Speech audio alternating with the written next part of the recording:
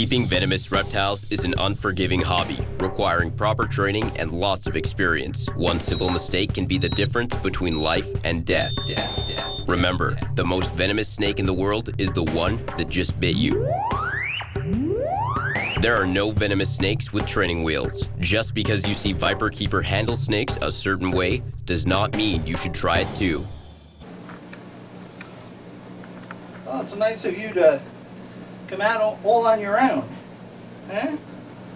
Because sometimes that's the hardest part, getting you out. Come on. Yeah, I know. Come on. Yeah, I know.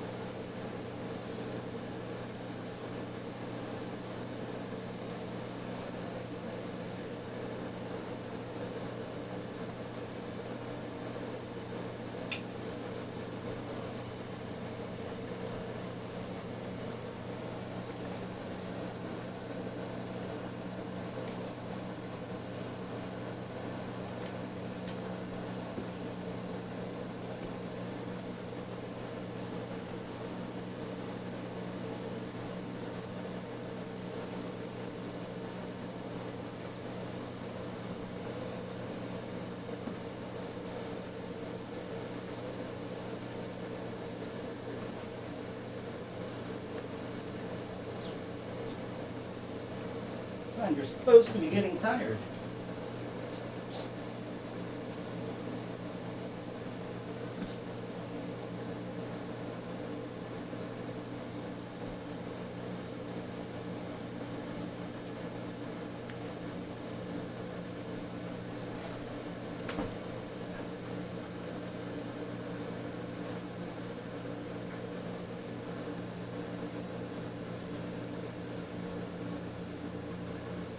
That's good.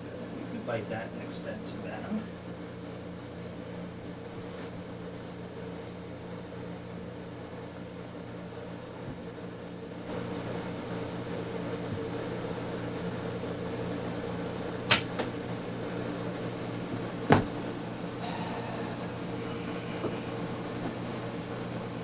You get poop on me too? Now folks, that's a lot of venom. Better it's on the snake stick than in me. These guys can knock you down very quickly. Now hold still, buddy. Can you give me a towel, please?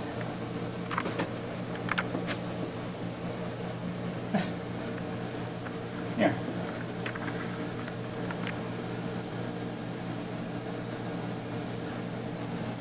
There. That wasn't so bad, was it?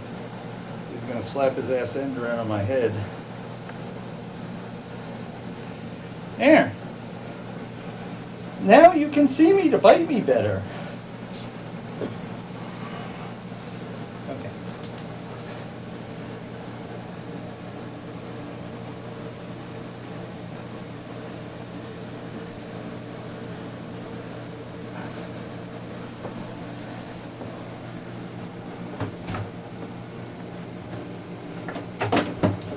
Oh, no, we're not doing that.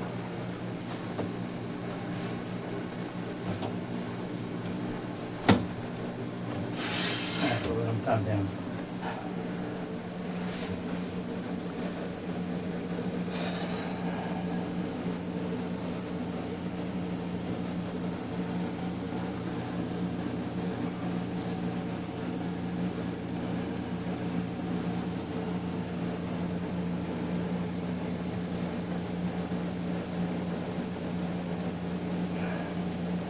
You know, I don't know how Jim does 200 Cobra extractions in a day, because just working him once knocks the crap out of me. Well, it seems that Scarlet's light has gone out, so to speak. So I need to investigate and sort that out. And for that to happen, Scarlet needs to come out.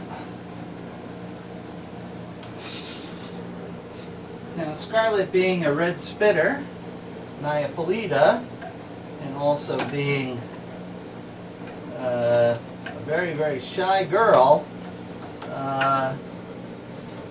this is not going to be easy, because she takes her privacy seriously, and this stupid frickin' plant is getting in my way.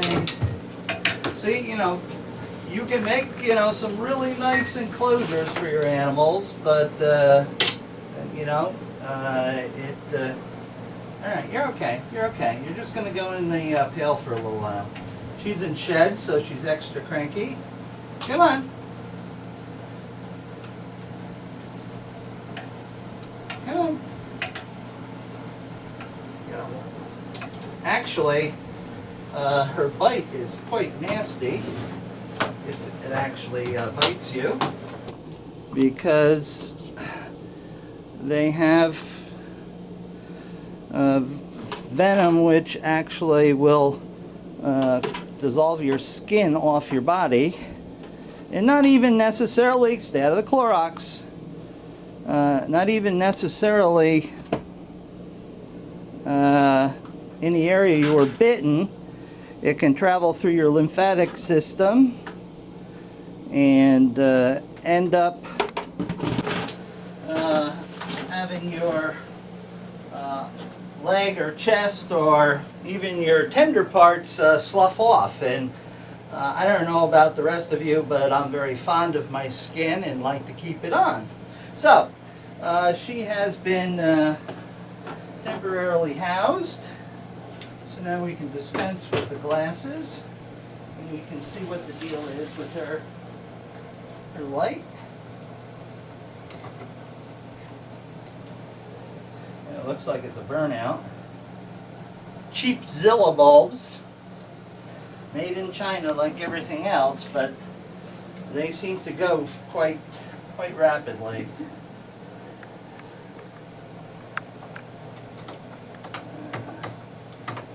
You know, why don't they change these fixtures to a single, you know, spring-loaded pin, so you can just insert them without having to necessarily see where you're working. But no, we've got to make it as difficult as possible. Oh, by the way, she's an aspiring artist like the Black Beast.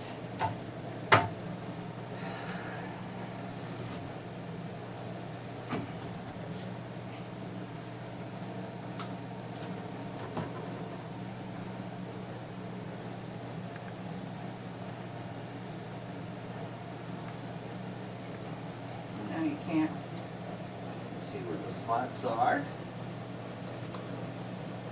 So you have to feel your way for the slot to put it in, and then you rotate it, and hopefully it comes on like that.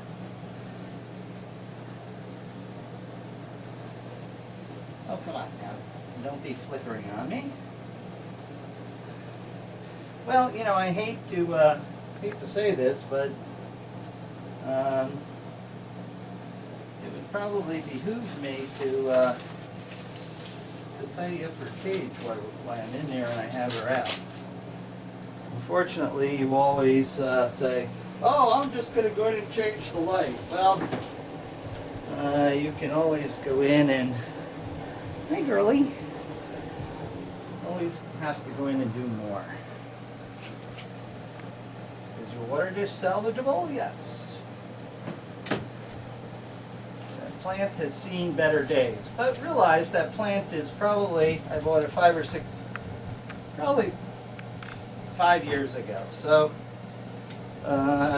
that's not too bad. You know, we have seen Clorox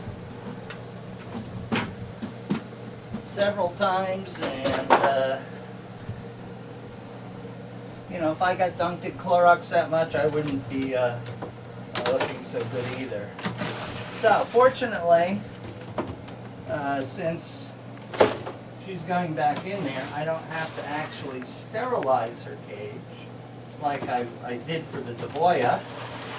Somebody else inhabited that cage prior to him. So all I have to do is scoop the substrate out and replace it.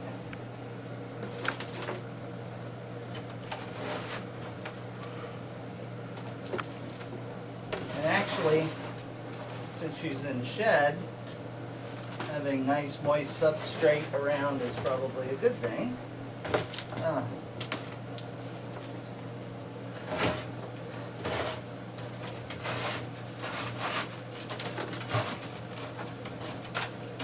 You know, I'm thinking exactly why did I have you vacuum up, because I am getting substrate all over the floor again as usual.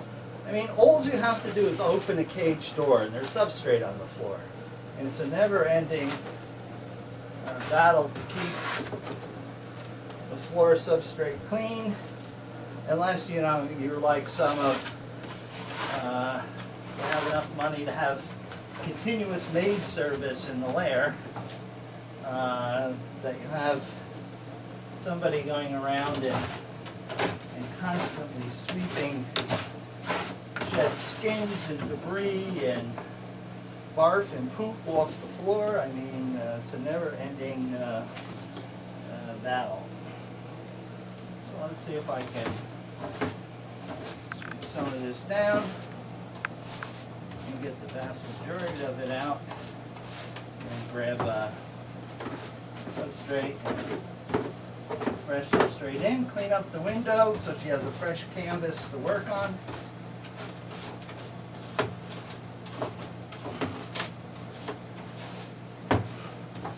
And then I think we should probably see what the problem is with the puff adder's light. Although he'll be an absolute joy to get in and out of the pail.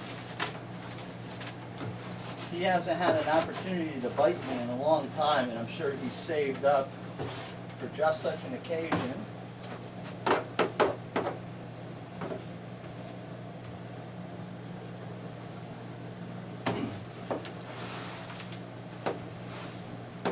Trying not to stir up dust as I do this, because although I'm not certain she does a lot of spitting in the cage, there's probably trace amounts of venom from a couple times that she has, and we don't want stirring that up to be inhaled, because you're asking for an allergy. Hey baby, how you doing, girlie? Window cleaner usually gets the poop and other stuff off. There we go.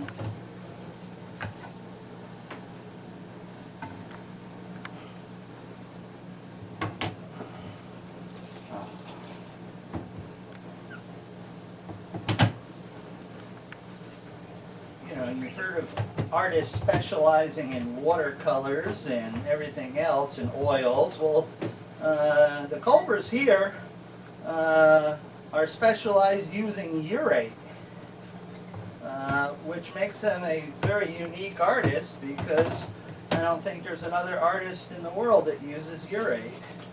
So maybe we can get their work in the Louvre or the Metropolitan Museum of Art.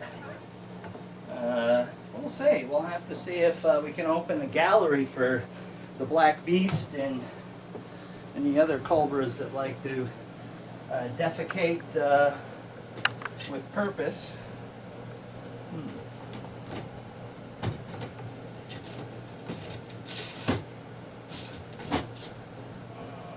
That's backwards. Okay, that's good. And that's good. Okay. time to retrieve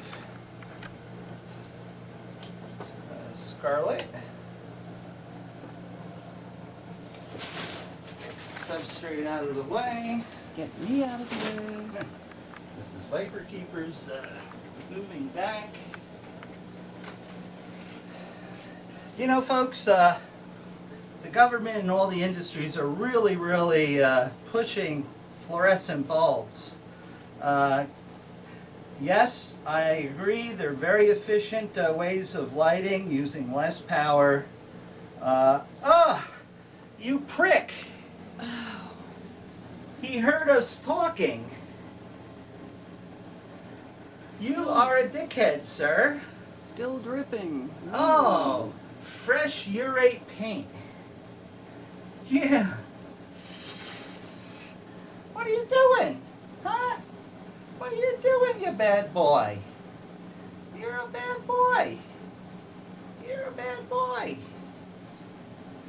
Yeah. Bezos, you just called me an artist. Yes, well, here you go. He's producing canvases daily. Look at that. How nice. Oh, he's really gonna seal that shut. Okay. So the industry is pushing these. You know, I'm all for using less energy and being very good steward of the environment and stuff. But these things have a ton of mercury in them. Mercury is one of the most toxic substances you can put into the environment, and guess where these go? Because the government, in their wisdom, hasn't provided an adequate recycling mandate for the manufacturers. So these go in the landfill and they pollute the environment.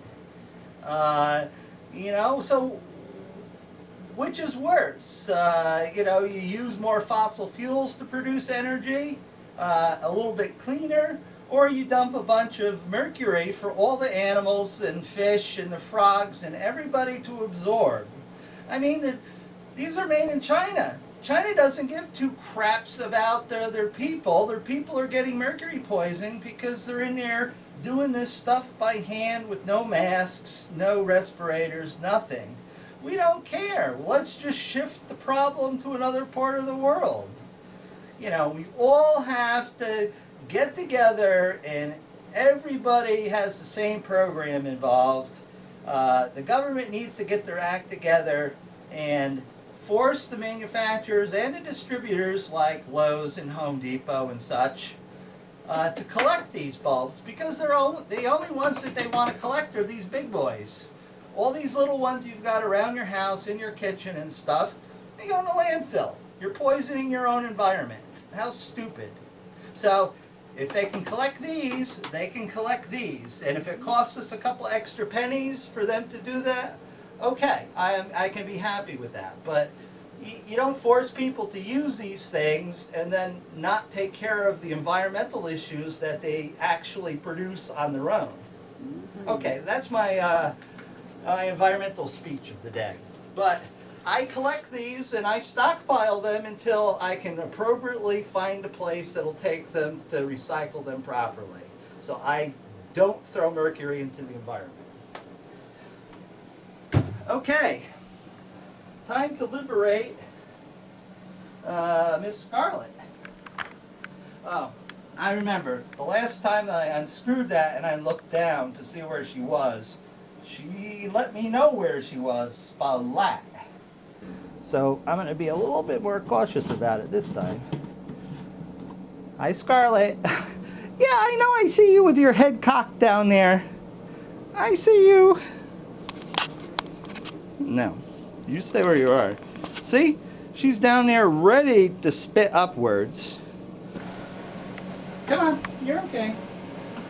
Yeah, I know, I'm putting a hook on you. Come on. Come on, yeah, I got your tail. Oh, that was rain. That was not rain I was feeling. There you go. There you go.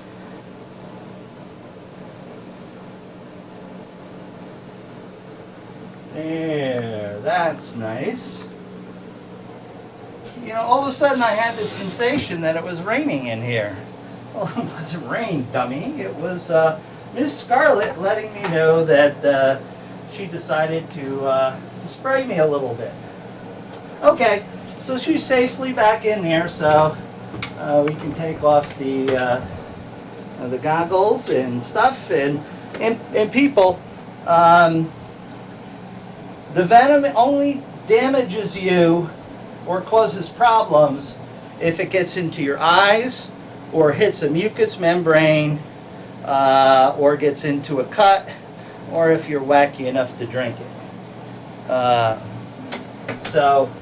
That's why I only wear eye protection and nothing else. Because normally, when I'm working with her, I don't have my lips moving and my mouth is closed. But I take that chance for you people. So get over it. Okay, so that's that. Now I got to clean the pail, and we should deal with our friend the puff adder, who's anxiously waiting here to bite me. You can see him.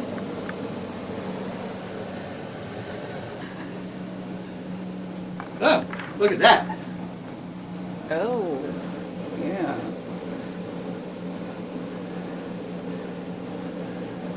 She did quite a number there. Yeah, she's a fire hose. That's why you don't see her too much on my films anymore. I don't want to expose myself to her venom.